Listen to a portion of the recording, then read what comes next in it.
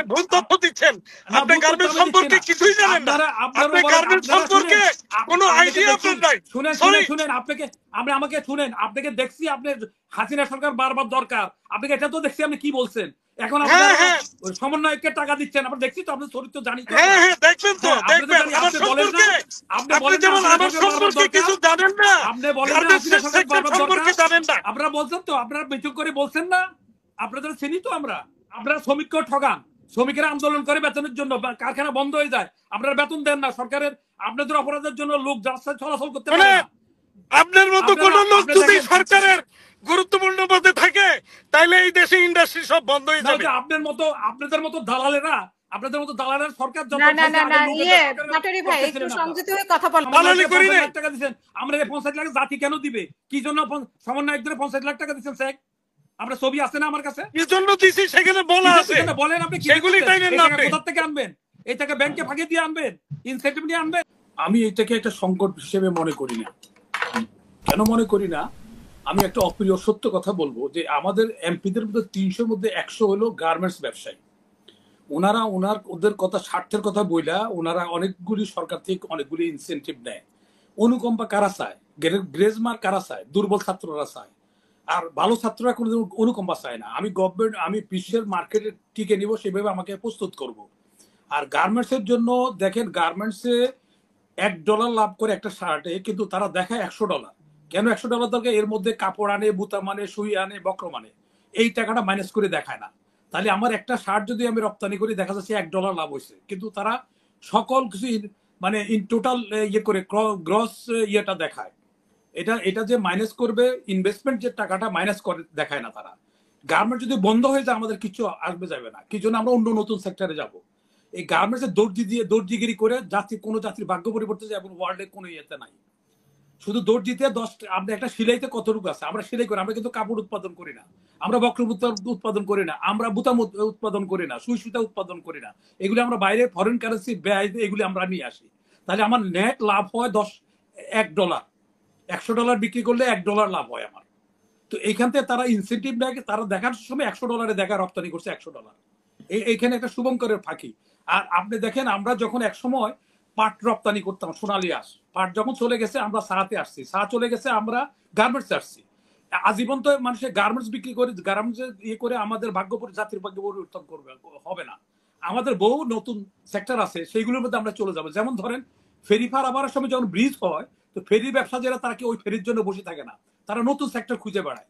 তো এখন যেখানে আমাদেরকে এখানে শুভঙ্করের একটা ফাঁকি, গার্মেন্টস একটা বড় দর্জি, এটা গার্মেন্টস কোনো ইন্ডাস্ট্রি বলতে আমি রাজি না। কারণ অল্প মেশিন থাকলে এটা হলো দর্জি বলতাম আমরা আগে, সাথে এখন বেশি অনেকগুলি হলে অনেকগুলি দর্জি। এটা শিল্পের বেনিফিট তারা নিচ্ছে, নেওয়ার পরে দেখেন ওভার ইনভেস্ট করে তারা টাকা পাচার করছে। এটা গার্মেন্টস টোটালি বন্ধ হলে আমাদের কোনো সমস্যা হবে না, কারণ আমাদের তখন ইম্পোর্টের জন্য যে কাপড়টা আমরা আনি সেটা আমাদের ব্যয় হবে না। তারপরে আমাদের যে হুন্ডা আনছি, আমরা হুন্ডার হর্ন ব্যাটারিতে আমরা হাজার হাজার কোটি টাকা আমি ইন্ডিয়া চলে যাচ্ছে, অন্য জায়গায় চলে যাচ্ছে। আমরা ওই সেক্টরে যাইতে পারি, আমরা ওষুধ সেক্টরে যাইতে পারি। এটা যেটা দেখানো হচ্ছে যে আমাদের কিচ্ছু হবে না আমাদের। আর আমরা যারা রপ্তানিকারকদের সাথে যদি, আমাদের গার্মেন্টস রপ্তানিকারকরা যদি অন্য অন্য ওয়ার্ল্ডের সকল সাথে যদি আলাপ করে, কেউ তো বাপের পোশাক বিক্রি করে রপ্তানি করবে না। তখন আপনারা যদি আপনার না পোষায়, আপনি যদি সাপ্লাই বন্ধ করে দেন আমেরিকাকে এবং অন্য অন্য রাষ্ট্রের সাথে, আমাদের কম্বোডিয়া, ভিয়েতনাম, এদের সাথে আমরা কথা বলি, চায়নার সাথে কথা বলি, যে ভাই আমরা একটা প্রতিটা ব্যবসায়ী ইউনিটি থাকে, তারা কম দামে বিক্রি করে না। আমাদের এখানে দেখেন আপনি কোনো বাজার কমে না, কারণ এটা সিন্ডিকেটের কারণে। তো এখন এনারা নতুন সিন্ডিকেট করে ওদের লোক প্রথমত আলোচনা করবে, দ্বিতীয়ত যারা রপ্তানিকারক আছে তাদের লোক আলাপ করবে যে এত ডলারের নিচে হলে আমরা দিব না। তাহলে আমেরিকা তো নিজে উৎপাদন করবে না, আমেরিকা বাধ্য হবে আপনাকে নিতে। আমি যদি প্রস্তুতি নিই নিজেকে, আমরা নিজে প্রস্তুতি নিলে, যেমন হাজির বিরিয়ানি খাইতে মানুষ লাইন ধরে যায় কেন? তার কোয়ালিটির জন্য। আমি যদি কোয়ালিটি ঠিক রাখতে পারি, কমিটমেন্ট ঠিক রাখতে পারি, আমি কদিন ইনসেন্টিভ, আমি ব্যবসা করব, রাষ্ট্রের টাকা খরচ করি, কেন তাদেরকে ইনসেন্টিভ দেওয়া হবে? কেন তাদেরকে এটা ইয়ে করা হবে? এগুলি এইসব ভাওতাবাজি কথাবার্তা বলা জাতিকে বহুদিন পর্যন্ত তারা গার্মেন্টস এর কর্মী হিসেবে রাখছে।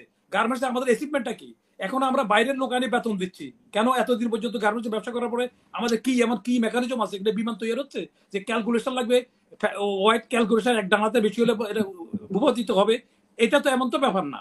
তো সেখানে আমাদের যদি আমরা যে আজকে হুন্ডা আনতেছি, গাড়ি আনতেছি, আপনি যে বলতেছেন গার্মেন্টস বন্ধ হলে আমাদের কি হবে, একজন কমেন্ট করেছে গার্মেন্টস বন্ধ হলে মানে শত শত হাজার হাজার কর্মী বেকার হয়ে পড়বে।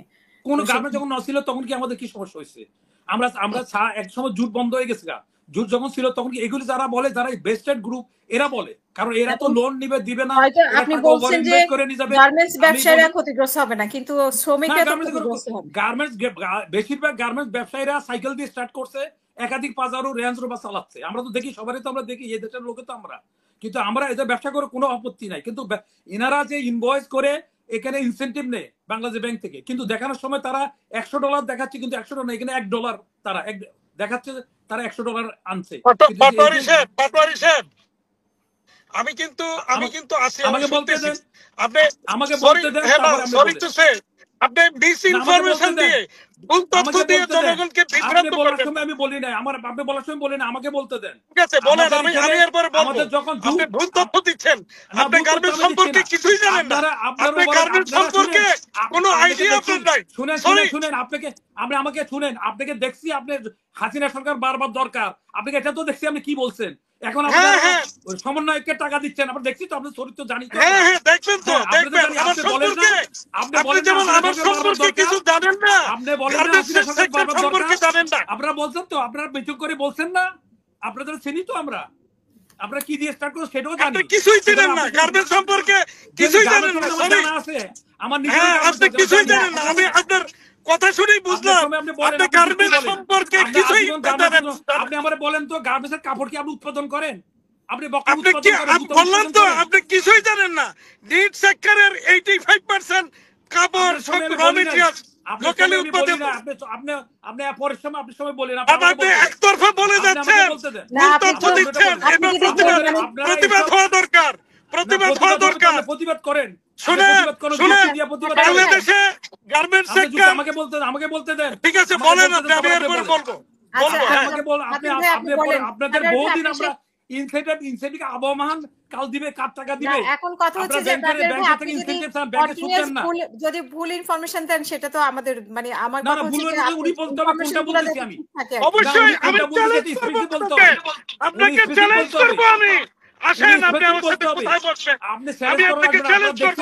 আপনি গার্মেন্টস সেক্টর সম্পর্কে কিছুই জানেন না, আমি জানি না আপনি কোন সেক্টরে জানেন। আপনি দেখছেন, আমরা তো এটাও জানি আগের গভর্নমেন্টের কি বলছেন আপনারা, দেখছেন না ভিডিও।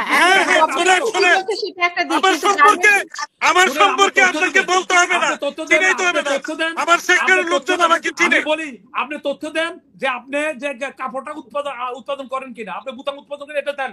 তাহলে আপনি আমার ইন্ডাস্ট্রিতে আসেন, দেখে যান উৎপাদন করে কিনা, আপনি দেখে যান, কেন দিতে হবে? আপনারা শ্রমিককে ঠগান, শ্রমিকেরা আন্দোলন করে বেতনের জন্য, কারখানা বন্ধ হয়ে যায়, আপনারা বেতন দেন না, সরকারের আপনাদের অপরাধের জন্য লোক রাস্তায় চলাচল করতে পারে না। আপনার মতো কোন লোক যদি সরকারের গুরুত্বপূর্ণ পদে থাকে তাহলে এই দেশে ইন্ডাস্ট্রি সব বন্ধ হয়ে যাবে। আপনাদের মতো দালালেরা, সরকার পাটোয়ারি ভাই একটু সংযত হয়ে কথা বলেন। এখন কথা হচ্ছে যে আপনি যে তথ্যগুলা দিচ্ছেন সেই তথ্যগুলা যেহেতু হাতেম ভাই, মানে ওনার গত সরকারের সময় ওনার সম্পর্ক কিরকম ছিল সেটা একটা বিষয়, আরেকটা বিষয় হচ্ছে যে ওনার যে সেক্টর, সেই সেক্টর সম্পর্কে তো মানে উনি যদি মানে ভুল তথ্য, আমি জানি না ঠিক, যেহেতু আমার গার্মেন্টস সম্পর্কে আইডিয়া কম, তা আপনি ভুল তথ্য দিচ্ছেন কিনা মানে কোন জায়গায় বলতেছি। আমি চ্যালেঞ্জ করলাম, আপনি আসেন, আমি চ্যালেঞ্জ করব, আপনি আসেন আমার সাথে বসেন। আমাকে বলতে দেন, আপনি কাপড়টা কি উৎপাদন করেন? আপনি বুতাম উৎপাদন করেন? অবশ্যই করি, বললাম তো, আপনি জানেন না, অবশ্যই করি। আপনি এসে দেখেন, ওভার ইনভয়েস করে, আন্ডার ইনভয়েস করে, তারপরে ওনারা ট্যাক্স ফাঁকি দেয়, ওনারা অনেক কিছু দেয়, তারপর আবার সরকারের লগে লেজুবর্তি করে, সরকারকে বারবার দরকার এই কথা বলে, সেটাও আমরা দেখি। আচ্ছা, সেটা একটা বিষয়। পাটোয়ারি ভাই, গার্মেন্টসের কোনো মালিক বলে না এই কথা, কে বলছে এটা আপনি জানেন? জানি, আপনাকে দেখছি তো, সমন্বয়কে 50 লাখ টাকা দিচ্ছেন, সেটাও আমার কাছে ছবি আছে। হ্যাঁ, আপনি কি বক্তব্য দিচ্ছেন? আমরা বক্তব্য আমার কাছে আছে। হ্যাঁ, অবশ্যই আছে, দেখেন কি বক্তব্য দিছি। আর আমরা সমন্বয়কে 50 লাখ টাকা দিচ্ছেন, আমরা 50 লাখ জাতি কেন দিবে? কি জন্য সমন্বয়কদের 50 লাখ টাকা দিচ্ছেন স্যার? আমরা ছবি আছে না আমার কাছে, কি জন্য দিছি সেখানে বলা আছে। বলেন আপনি সেগুলি টাইমের না, আপনি কোথা থেকে আনবেন? এই টাকা ব্যাংকে ফাঁকি দিয়ে আনবেন, ইনসেন্টিভ নিয়ে আনবেন। আচ্ছা, আমার কথা হচ্ছে যে এখন পাটোয়ারি ভাই, শ্রমিকেরা কেন আন্দোলন করে? আপনি বেতনের জন্য শ্রমিকরা কেন রাস্তা বন্ধ করে দেয়? আমি চ্যালেঞ্জ করব আপনাকে, আপনি আসেন আমাদের সাথে বসেন। আপনাকে আমার জানা আছে, আপনার জানা আছে ওই কিছুই জানেন না, আপনি কিছুই জানেন না।